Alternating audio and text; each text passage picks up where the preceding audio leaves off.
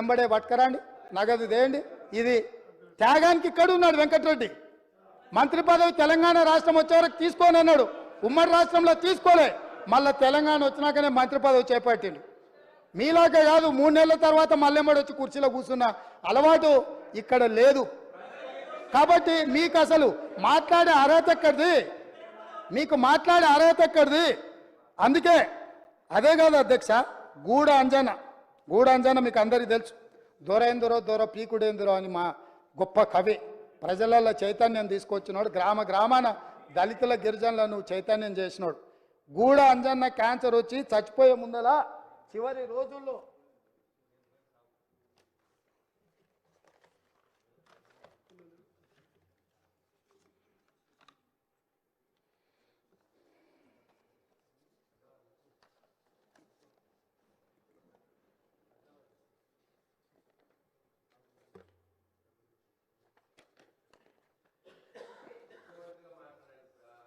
చూపించి మాట్లాడదామని నీకు, ఎందుకంటే ఆధారాలు ఉంటే కానీ నీకు ఆనదు కదా.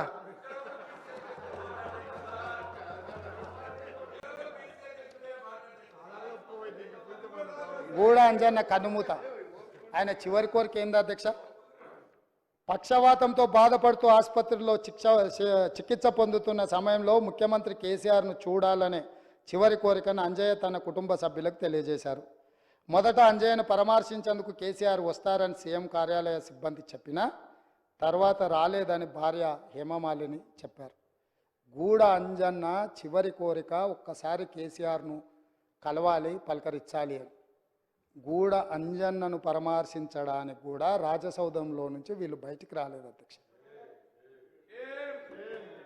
అంటే ఈ తెలంగాణ సమాజంలో కవులకు, కళాకారులకు వీళ్ళు ఇచ్చిన గౌరవము, మర్యాద, గూడ అంజన్న పరిస్థితే గిట్లుంటే తెలంగాణలో పరిస్థితులు ఎట్లున్నాయో మీరు ఒక్కసారి అర్థం చేసుకోండి అధ్యక్ష.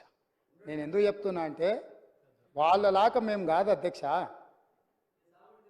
గద్దరన్న వినతి పత్రం ఇద్దామని ప్రగతి భవన్ ముందల పోయి ఎర్రటెండకు మిట్ట మధ్యాహ్నము 3 గంటలు అక్కడ నించుంట కూడా లోపలికి రానియలేదు అధ్యక్ష. గద్దరన్న చనిపోయిన రోజు ఆసుపత్రికి వచ్చి పోలీసులు అక్కడి నుంచే శవాన్ని ఇంటికి తీసుకెళ్ళి అక్కడికక్కడ దాన సంస్కారాలు చెయ్యాలనే ప్రయత్నం చేస్తే మేము అక్కడికి వెళ్ళి నిలబడి గద్దరన్న శవాన్ని తీసుకొని వచ్చి ఎల్బీ స్టేడియంలో పెట్టి ప్రజల సందర్శనార్థం పెట్టి లక్షలాది మందిని తీసుకొచ్చి సందర్శించే విధంగా చేసి గద్దరన్నకు నివాళులు అర్పించే అవకాశం తెలంగాణ సమాజానికి అంత మేము ఇచ్చినాం అధ్యక్ష. 10 నిమిషాలు చంద్రశేఖరరావు గారికి గద్దరన్న శవాన్ని అయినా నివాళులు అర్పించడానికి సమయం దొరకకపోతే వీళ్ళ తెలంగాణ ఉద్యమకారులను గౌరవించేదని మీ ద్వారా అడుగుతున్న అధ్యక్ష. అందుకే ఏ గద్దరన్న పేరు చరిత్రలో ఉండొద్దని వాళ్ళు అనుకున్నారో, ఏ గద్దరన్నని చరిత్ర పుటలలో కప్పేయాలని చూసినో ఆ గద్దర్ గారి పేరు మీదనే నంది అవార్డులను, నంది పురస్కారాలను గద్దర్ పురస్కారాల కింద మార్చి శాశ్వతంగా ప్రతి సంవత్సరం గద్దరన్నను స్మరించుకునే విధంగా వీళ్ళు వద్దనుకున్న అందశ్రీ జయ జయ తెలంగాణ వాళ్ళ చెవులల్లో మారు మోగాలని ఇవాళ మా ప్రభుత్వం నిర్ణయాలు తీసుకున్నది అధ్యక్ష. ఇవన్నీ మా నిర్ణయాలు కాదు, ప్రజల యొక్క అభిప్రాయాన్ని మేము శాసనం చేసినాం.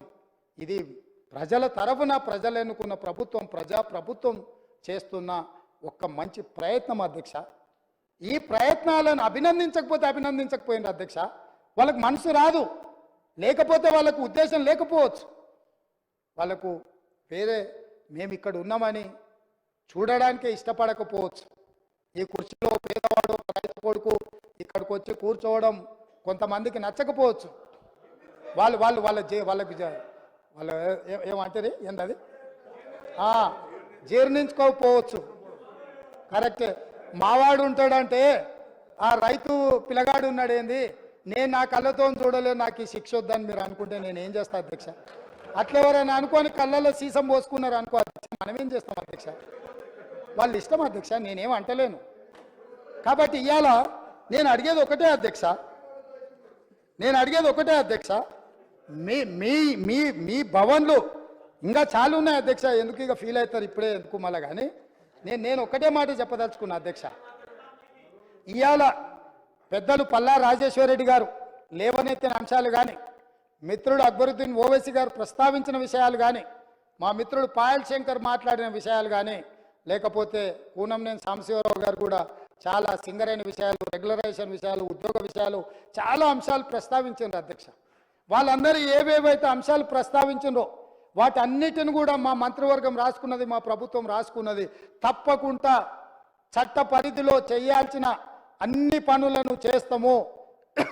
మేము మీ నుంచి సహకారం ఆశిస్తున్నాం. ప్రజలు కూడా కోరుకుంటున్నారు, మీరు ప్రజల మేలు కోసం పనిచేయండి. ఎన్నికలు వచ్చినప్పుడు మాత్రమే ఎన్నికల తర్వాత ఈ రాష్ట్రం సంక్షేమ రాజ్యంగా, అభివృద్ధి రాష్ట్రంగా ముందుకు నడిపించాలి, ప్రతిపక్షాలుగా మీ బాధ్యతను నెరవేర్చాలని ప్రజలు కోరుకుంటున్నారు. ప్రజాభిప్రాయానికి భిన్నంగా మీరు వ్యవహరించి రాజకీయ చదరంగంలో మేమేదో ఎత్తులేస్తాం, పై ఎత్తులేస్తామని ఒకవేళ మీరు అనుకుంటే మంచిది, అది కూడా చూద్దామని చెప్పి తమరి ద్వారా వారికి చెప్పదలుచుకున్న అధ్యక్ష. కింది నుంచి వ్యవసాయ కుటుంబం నుంచి నల్లమల అడవుల నుంచి మెట్టు మెట్టు ఎక్కుతూ ఇక్కడికి వచ్చినాం అధ్యక్ష. ఈడున్న వాళ్ళు ఎవరు ఉత్తగా రాలే. మేమెవరము ఆశామాసిగా మేనేజ్మెంట్ కోటా పేరునో, తండ్రి పేరో, తాత పేరో చెప్పుకొని ఉద్యమం ముసుగులోనో ఎవరో త్యాగాలు చేస్తే ఎవరో అనుభవించే విధానంలో రాలేదు అధ్యక్ష. జిల్లా పరిషత్ మెంబర్గా, ఎమ్మెల్సీగా, ఎమ్మెల్యేగా, ఎంపీగా, ఈరోజు ముఖ్యమంత్రిగా ఈ దేశంలో ఉన్న అన్ని చట్టసభలలో పనిచేసిన అనుభవంతో ఇక్కడ వచ్చి కూర్చున్నాం అధ్యక్ష. ప్రజల యొక్క అభిప్రాయాన్ని 60 రోజులు మొత్తం తీయండి అధ్యక్ష. ఏ ఒక్క రోజైనా, ఏ ఒక్క గంట అయినా ప్రజలకు అందుబాటులో లేకుండా మా ప్రభుత్వం ఉన్నదా? ఆనాడు మేమే స్వయంగా పార్టీ అధ్యక్షుడిగా, పార్లమెంట్ సభ్యుడిగా సచివాలయంలో ఒక అధికారిని కలవడానికి అక్కడికి వెళ్తే వందలాది పోలీసులు చుట్టుముట్టి అంతర్జాతీయ తీవ్రవాదిని నిర్బంధించినట్టు మొత్తం బంధించి తీసుకుపోయి మా ఇంటి దగ్గర పడేసిరు అధ్యక్ష. ఒక ఆదివాసి బిడ్డ సీతక్క సెక్రటేరియట్లో పోయి ఒక వినతి పత్రం ఇస్తామంటే ఆడబిడ్డ అని కూడా చూడకుండా ఆమెను పోలీసులు అరెస్టు చేసిండ్రు అధ్యక్ష. ఎవరి కోసం కట్టిండ్రు అధ్యక్ష? ఎవరి కోసం ఆ సచివాలయము? ప్రజాప్రతినిధుల కోసం, ప్రజల సందర్శన కోసం కాదా?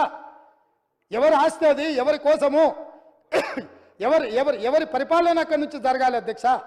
ప్రజలే రాని అని ప్రగతి భవన్లు, ప్రజలనే రాని అని సచివాలయాలు ఈ తెలంగాణ రాష్ట్రంలో ఎంతకాలం సాగుతాయని వాళ్ళు విర్రవీగుతున్నారు అధ్యక్ష. అందుకే ప్రగతి భవన్ గోడలు బద్దలు కొట్టినము, సచివాలయం గేట్లు బార్లా తెరిచినము, ప్రజాప్రతినిధులందరినీ రమ్మని చెప్పినాము, వాళ్ళు చెప్పేది వింటామని చెప్పినాము, మానవత్వంతో సమస్యల్ని పరిష్కరిస్తామని చెప్పినాము. అందుకే ఈరోజు అధ్యక్ష తమరి ద్వారా వారు బాధ్యతాయుతమైన ప్రతిపక్షంగా సమస్యల్ని లేవనెత్తండి, పరిపాలనలో సహకరించండి. కేంద్ర ప్రభుత్వం దుర్మార్గంగా ప్రాజెక్టులను ఆక్రమించుకోవాలనుకుంటే రండి, కలిసి కొట్లాడదాం. ఈ రాష్ట్రానికి వచ్చినప్పుడు మీరు మేము వేరుండొచ్చు, పక్క వాళ్ళు మన మీదకి వచ్చినప్పుడు మనమందరం ఒకటి కావాలి. వాళ్ళకి సందర్భంగా నేను గుర్తు చేయదలుచుకున్నా, కౌరవులు పాండవులు పక్క రాజ్యం వాళ్ళు వస్తే 105 మంది, వాళ్ళకు వాళ్ళే వస్తే 100 ఒక పక్కన, 5 ఇంకొక పక్కన. కానీ పక్కవాడు దండెత్తినప్పుడు 105 మంది ఒక్కటి ఉండేది. పోయినసారి మా వాళ్ళు 5 మంది ఉన్నారు, మీరు 100 మంది ఉన్నారు. సరిగ్గా లెక్క కూడా అట్లనే ఉంది. లెక్క అంతే ఉంది కదా అధ్యక్ష. బయటోడు వచ్చినప్పుడు కనీసము కొంచెం విఘ్నత ప్రదర్శించండి అని చెప్పి నేను చెప్తున్నా అధ్యక్ష.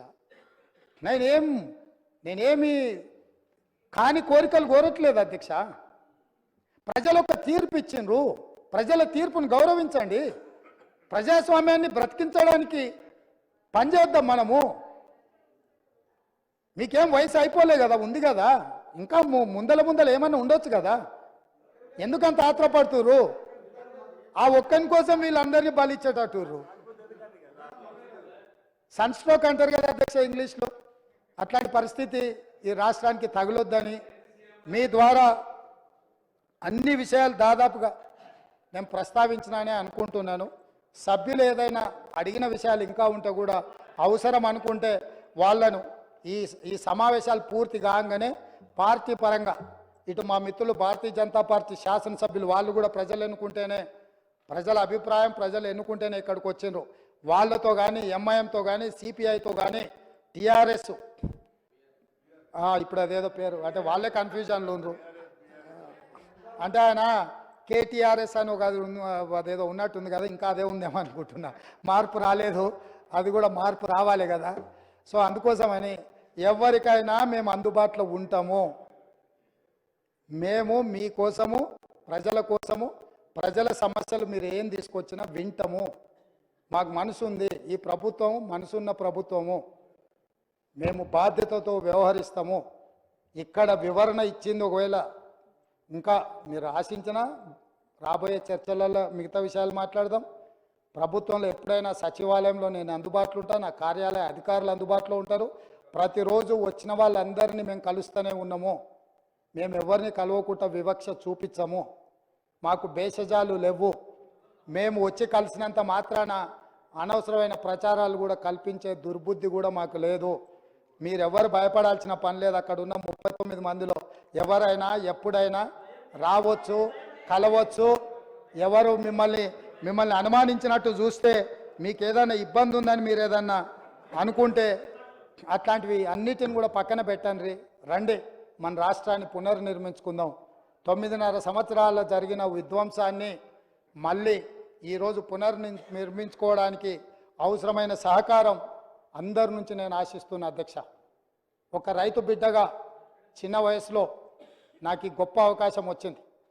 ఎంతోమంది మేధావులు కావచ్చు, విఘ్నులు కావచ్చు, చాలామంది రాజకీయ దురంధరులు ఉండొచ్చు, వాళ్ళు ఎవరికి రాని అవకాశం ఈరోజు మా పార్టీ శ్రీమతి సోనియా గాంధీ గారు, మల్లికార్జున ఖర్గే గారు అవకాశం ఇచ్చారు. మా ఎమ్మెల్యేలు అందరూ కూడా అండగా నిలబడ్డారు.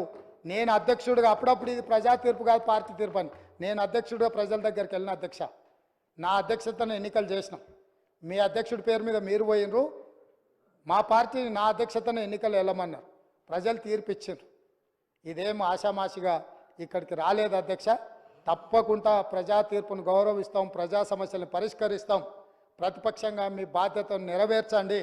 మిగతా విషయాలు ముందు మాట్లాడుకుందామని తెలియజేస్తూ, ఇంత అవకాశం ఇచ్చి వివరాలు చెప్పడానికి మీరు అవకాశం ఇచ్చినందుకు మీకు మరొక్కసారి మనస్ఫూర్తిగా ధన్యవాదాలు, కృతజ్ఞతలు తెలియజేస్తున్నా అధ్యక్ష.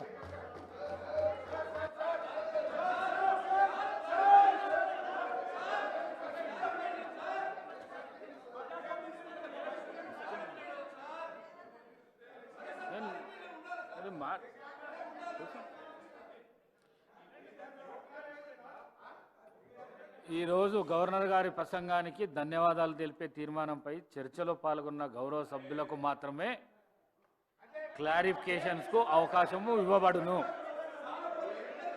పల్లా రాజేశ్వర రెడ్డి గారు హరీష్ రావు గారిని, సార్ హరీష్ రావు గారి పేరు తీసుకున్నారు కాబట్టి వారికి ఇవ్వండి. హరీష్ రావు గారి పేరు ఇవ్వండి. ముఖ్యమంత్రి గారు అధ్యక్ష ముఖ్యమంత్రి గారే చెప్పారు. ముఖ్యమంత్రి గారే చెప్పారు. పల్లా రాజేశ్వర రెడ్డి గారు మాట్లాడినాక మీ పేరు తీసుకున్నారు, లీడర్ ఆఫ్ ది హౌస్ కాబట్టి మీకు తర్వాత అవకాశం ఇస్తాము. పల్లా రాజేశ్వర రెడ్డి గారు మాట్లాడండి అధ్యక్ష.